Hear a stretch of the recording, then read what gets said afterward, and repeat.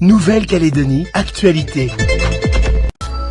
Imaginez qu'il faut consommer l'équivalent de 300 douches pour fabriquer un seul pantalon en jean. Voici de quoi s'interroger.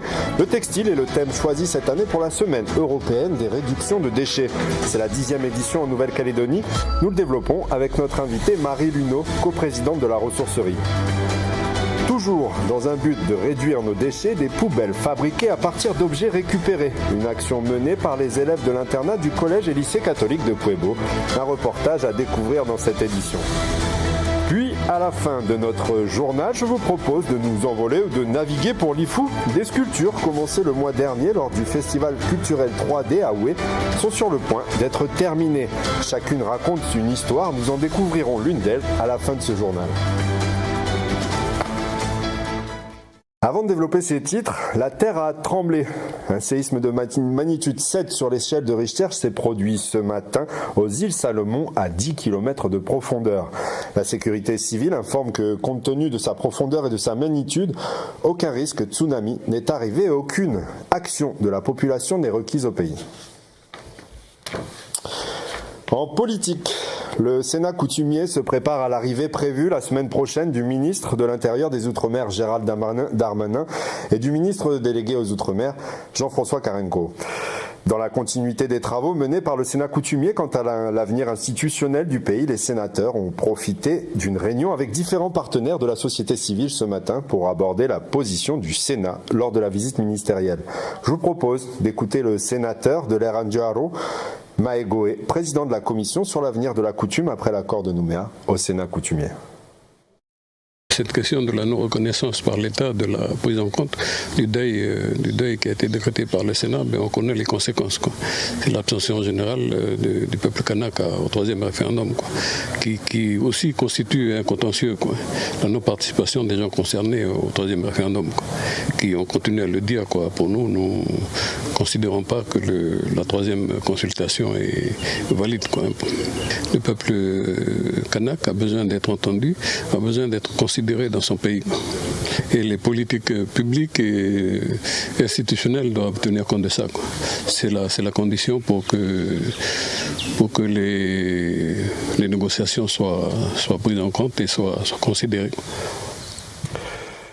Économie de l'environnement. Aujourd'hui à Nouméa se tient le 19e forum de l'Union européenne et des pays territoires d'outre-mer. Le financement de 14 programmes en faveur du développement durable dans les pays et territoires d'outre-mer a été confirmé par l'Union européenne. Les projets traitent d'environnement, de qualité de l'eau, d'énergie ou encore de digitalisation. Sur les 60 milliards accordés, plus de 3 milliards sont attribués pour le financement du schéma de la transition énergétique de la Nouvelle-Calédonie. À travers cette action, c'est son influence que l'UE tente de développer. On écoute Jean-Louis Ville, représentant de l'UE dans le Pacifique et l'Asie du Sud-Est. Effectivement, le regain d'intérêt, on ne va pas dire de tension, mais d'intérêt qu'il y a de la part d'un certain nombre d'acteurs, vous avez cité la Chine et les États-Unis, vers cette région, nous pousse, nous aussi, à vouloir prendre notre place, participer. Non pas dans un esprit de compétition, on n'a certainement pas les moyens, et on est très très loin en Europe vu d'ici, donc la distance joue aussi, mais certainement nous voulons offrir aux territoires et aux partenaires du Pacifique, au-delà des territoires, donc aux États du Pacifique, une alternative, une solution différente de celle proposée par les Chinois ou les Américains. Économie toujours, en 2021, la Nouvelle-Calédonie a créé moins de richesses. Le produit intérieur brut de la Nouvelle-Calédonie, indicateur de la croissance économique, est en recul de 2,1% en 2021. L'institution des missions d'outre-mer, l'Institut de la statistique et des études économiques et l'Agence française de développement ont publié une note à l'issue d'une enquête sur les comptes économiques rapides de la Nouvelle-Calédonie. 2021 n'a pas été l'année du rebond espéré car en 2020, le PIB du pays était déjà en recul de 2,6%. Des explications avec Anissa Toussi. Pour la 4e année consécutive, le produit intérieur brut de la Nouvelle-Calédonie décroît. Comparé aux autres collectivités d'outre-mer et à la France métropolitaine qui connaissent un rebond après la crise Covid. La Nouvelle-Calédonie touchée tardivement en paie les pots cassés, mais ce n'est pas la seule raison. Selon le rapport des 3 instituts, en plus de l'entrée du virus en 2021 mettant fin à la politique Covid-free, La situation se dégrade dans un contexte d'incertitude institutionnelle avec le 3e référendum en fin d'année, des difficultés budgétaires, des conditions météorologiques défavorables, des tensions liées au choix du repreneur de Valenciennes et les mesures prises par le gouvernement lors de la crise sanitaire. Concernant l'emploi de salariés, des progrès sont notés, mais pas assez pour retrouver son niveau d'avant-crise. 65 350 salariés sont déclarés en moyenne par les employeurs privés en 2021, une progression de 0,7% par rapport à 2020. Influencé par la crise sanitaire, l'emploi dans les secteurs de l'hébergement et la restauration progresse légèrement de 1%, ce qui ne compense pas les pertes de 2020 de moins 8%. Toujours selon les notes des instituts, beaucoup plus de personnes sont employées dans les activités de services administratifs et de soutien, 4,8%, et dans les services de santé et de l'action sociale avec 2,4%. L'emploi dans le BTP continue de baisser de 1,8%. La consommation des ménages reste stable malgré la baisse des revenus avec une hausse de 1,4%. La fermeture des frontières a poussé les Calédoniens à consommer local l'an dernier. D'après le rapport, cette progression est aussi due aux différentes mesures prises par le gouvernement, report des cotisations sociales, plan d'urgence pour les petites entreprises et les patentés, prêts garantis par l'État, chômage partiel, fonds de solidarité et allocations de soutien Covid. Les dépenses qui n'ont pas eu lieu en 2020 ont provoqué une hausse de l'épargne de près de 4 milliards contre 1 milliard de 2017 à 2019. Les Calédoniens ont changé de façon de consommer. On observe une hausse des dépenses alimentaires et vestimentaires et une diminution des dépenses en carburant. L'investissement quant à lui ralentit en 2021 avec des crédits à l'habitat qui perdurent, mais qui concernent de moins en moins les constructions neuves, une baisse de 8,5%. Or, ce sont ces achats qui abondent les sphères économiques réelles. Selon le rapport, les entreprises se sont endettées pour maintenir à flot leur trésorerie et investissent moins qu'en 2020. La commande publique n'est pas en mesure de prendre le relais. 2021 était une année difficile également pour l'activité minière et métallurgique, marquée par les tensions autour du repreneur de l'usine du Sud, les conflits à l'usine du Nord, les fortes pluies, les confinements à répétition. L'extraction minière recule de 4,7%, la production de ferro-nickel de 13,2% et celle du NHC de 11,2%. Pourtant, les cours du nickel augmentent de 3 points et hissent la valeur ajoutée à 9%. Environnement, le pays participe à la semaine européenne de réduction des déchets pour la 10e fois. Le choix du thème cette année est le textile. Avant d'aborder le sujet avec notre invité, je vous donne 2 chiffres. 11 kilos. C'est le poids par an et par habitant de déchets textiles en Europe selon l'ADEME, l'Agence de la transition écologique. Un poids moyen estimé également pour les ménages en Nouvelle-Calédonie. Puis voyez ce chiffre qui nous concerne, 1900 tonnes. C'est le poids qu'estime la province sud chaque année de textiles enfouis au dépotoir de Gadji. Pour en parler ce soir, nous recevons Marie Luneau, coprésidente de la ressourcerie. Bonsoir Marie. Bonsoir. Merci d'avoir accepté notre invitation. Merci. Alors, avant de parler de textile, de gâchis et de recyclage, qu'est-ce que ces chiffres vous évoquent lorsque l'on sait en plus que la production du textile dans le monde produit plus d'émissions de gaz à effet de serre que le transport aérien et maritime réunis ? C'est vrai que c'est un gros questionnement pour remettre la consommation du textile sur les priorités de la conception du textile jusqu'à la fin de vie du textile. C'est plus possible aujourd'hui de consommer comme on le fait aujourd'hui avec on va en parler, mais de la fast fashion et de savoir ce que devient ce qu'on cautionne sur la fabrication du textile et ce qu'il va devenir à la fin.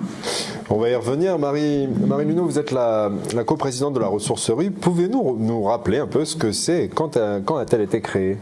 Alors, on a créé l'association en décembre 2018 et on a pour objectif justement de réduire les déchets, donc qu'ils soient textiles ou autres, tout ce dont les gens ne veulent plus se servir, au lieu de le jeter et que ça soit enfoui à Gadji, on essaye de le revaloriser par le tri. On a beaucoup de bénévoles du coup qui font tout ce travail de tri, de démantèlement, de transformation pour revaloriser ces déchets et les revendre ou les redonner à d'autres associations. Et alors justement, quelle place occupe le textile au sein de la ressourcerie ?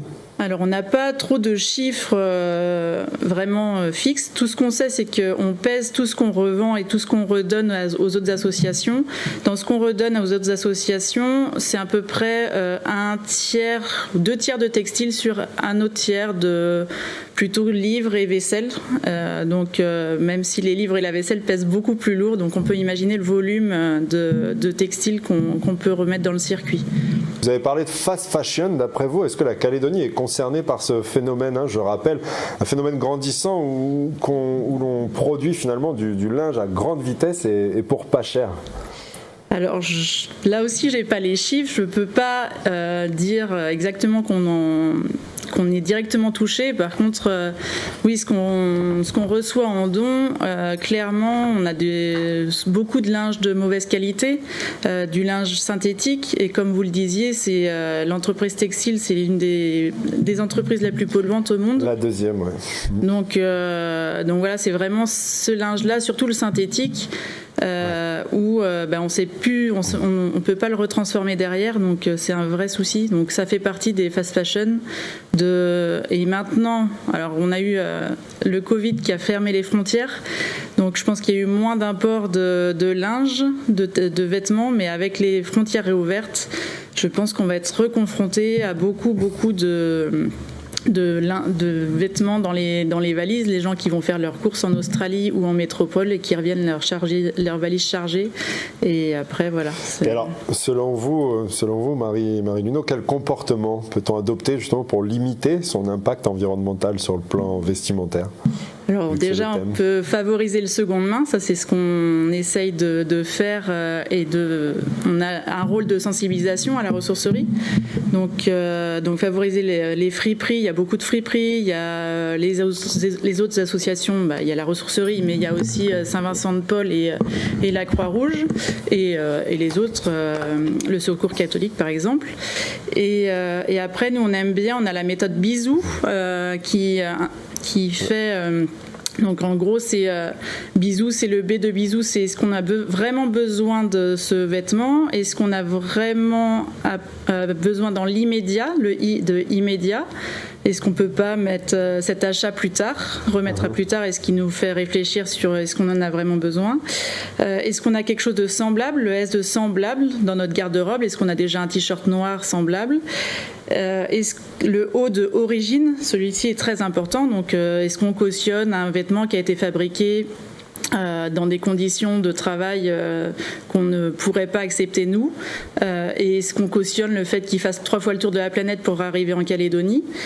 Et enfin, est-ce qu'il a vraiment une utilité ? Donc voilà, c'est un peu les questions qu'on apporte quand on veut avoir un achat compulsif. On essaye de se reposer ces questions et en général, à la fin du U, on ne l'achète pas. Marie, la ressourcerie participe à la semaine européenne de la réduction des déchets. Quelles animations proposerez-vous au public ?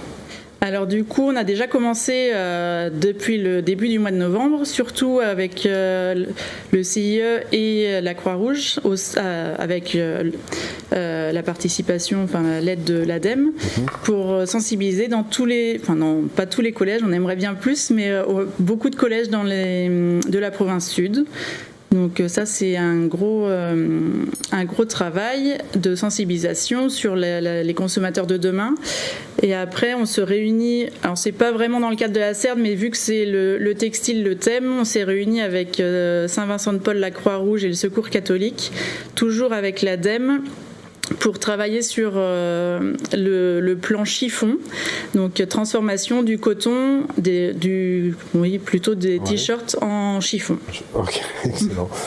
Marie Luneau, coprésidente de la ressourcerie de Nouméa, merci d'être venue sur notre plateau. Merci beaucoup à vous. Merci, à bientôt. Au revoir. On reste dans l'environnement.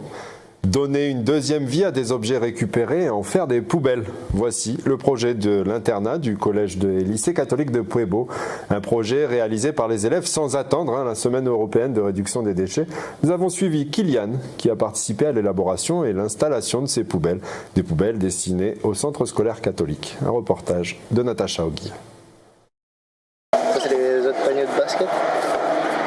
pas sur les poubelles. Chaises cassées ou encore vieux paniers de basketball, ces objets usés ont été récupérés par les élèves de l'internat de Puebo. Pour s'occuper les mercredis après-midi, ils ont imaginé et fabriqué des poubelles à partir de ces matériaux de récupération. Du coup là on a fait un fil, puis juste pour tenir le fil là c'est les paniers de basket qu'on a récupérés. Puis après derrière on a mis une planche. Puis après là c'est pour machiner la planche, pour ça après tu peux resserrer. Puis le suivant en bas c'est une chaise de classe. 6 groupes d'élèves ont travaillé sur ce projet de sensibilisation à l'environnement. Différentes poubelles ont pu être installées sur la zone du centre scolaire catholique, des poubelles en fût métallique, d'autres en matière naturelle avec des feuilles de cocotier ou alors tout en bois. Un berceau qu'on a démonté, après que monsieur l'a ramené, on a démonté pour faire une poubelle. Du coup après on a choisi un seul plan pour faire une poubelle, ce qui était plus rapide, pas plus compliqué à chercher. La commune de Puebo s'est mise au tri sélectif depuis quelques années. Les élèves ont donc dû construire leurs poubelles en 3 exemplaires, une couleur pour chaque type de déchet. Le groupe de filles qui a choisi de recycler le ciment et le tissu nous explique. Les verts c'est pour les papiers, plastiques. Le rouge c'est pour les aluminiums. Et le bleu c'est pour les bouteilles en verre. Pour l'équipe éducative, il est important de sensibiliser ce jeune public au tri des déchets, mais aussi au recyclage. Cette activité-là, ça permet aussi de faire prendre conscience aux enfants que le tri c'est important parce que voilà, ces derniers temps là, donc il y a des soucis aussi de pollution. Ils jouent aussi un rôle dans leur famille, au niveau des tribus, au niveau des personnes que voilà, qui vont fréquenter parce que voilà, ils vont passer aussi le message. Surtout dans nos régions, enfin Puebo, où c'est encore les espaces vierges. Au total, Kylian et ses camarades auront installé 18 poubelles dans les espaces loisirs du centre scolaire. Reste maintenant aux élèves de les utiliser à bon escient. On reste dans l'enseignement. L'Alliance scolaire de l'Église évangélique propose jeudi et vendredi son 2e rendez-vous de réflexion de ces assises de l'enseignement. L'objectif est d'enrichir le projet éducatif de la Nouvelle-Calédonie autour des thématiques de l'économie et de la formation des cadres. On écoute Patrick Iathéné, le responsable du service pédagogique de l'Alliance scolaire. On constate quand même que des inégalités persistent et qu'il faut absolument continuer à travailler sur la question des inégalités sociales dans ce pays et puis poursuivre peut-être ce travail en termes d'infusion aussi de la culture de ce pays, la culture kanak, au travers bien entendu des EFC4, des éléments fondamentaux de la culture kanak, mais je pense aussi au travers du rapport au monde. Je pense que c'est des éléments qu'il faut prendre en compte aussi dans le curriculum. Comment cette vision coutumière, culturelle kanak peut irriguer un petit peu les programmes en termes de rapport à l'économie, en termes de rapport à la formation des cadres. Voilà, on est toujours sur cette question, quel modèle d'homme on veut former et qu'est-ce que la culture autochtone peut apporter sur ces questions, la culture du pays. Ces journées de réflexion ouvertes à toutes et tous se tiendront jeudi et vendredi à l'Université de Nouville à partir de 8h dans l'amphi 400. Une synthèse de l'ensemble des travaux devrait être soumise au gouvernement en début d'année prochaine. Culture avant de terminer cette édition. 3 sculptures représentant les 3 districts de l'Ifou, réalisées par plusieurs artistes à l'occasion du festival 3D le mois dernier. Elles sont aujourd'hui sur le point d'être terminées sur le site de Nieneulan à Oué. Chacune d'elles raconte une histoire, c'est le cas pour la sculpture de Lossi, où l'on peut y découvrir des éléments de la mer, mais également l'histoire d'un guerrier qui s'est enfui du district de Wetch. Voyez ce reportage sans commentaire d'Henri Nailolo.